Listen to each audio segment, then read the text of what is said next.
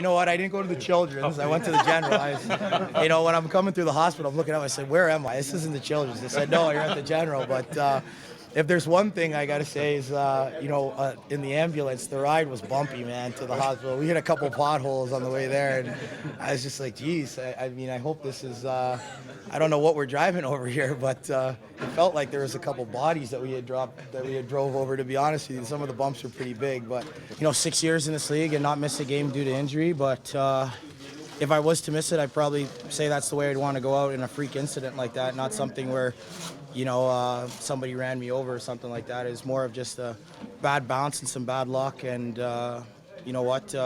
For me, I have to.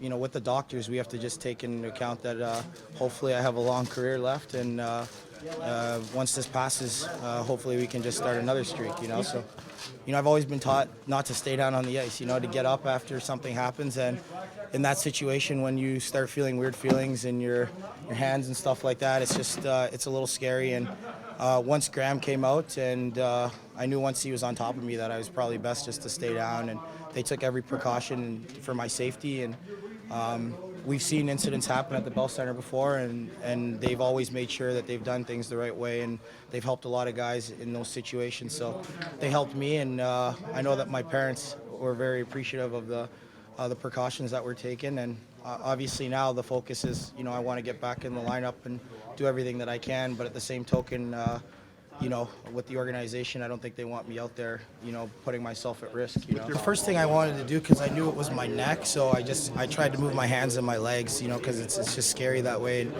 also, if my parents or family was watching, they could see that my hands were moving and stuff. So it's a scary situation. The good thing is that there was no structural damage. Now it's just about pretty much getting my mobility back, and that's the scary thing, is you don't want to be in a position where you don't have that mobility and you get hit and you make the situation worse. So, until that clears up, then I can definitely play and be able to do contact out there. It's just it's a little tough when you're out there and you're struggling to see over your shoulder or something like that. You just with the way the game is being played now, it's so fast, you can't afford to lose that half a second. That half a second is either that you turn the puck over and it ends up in your net, or you can end up getting hurt. So it's a fine line, and the way I play the game, it's instinctive, and a big part of it is about my instincts, and I don't want to take that out of my game. I'd rather have somebody out there who deserves the opportunity to play at 100% than go out there and put my team in jeopardy.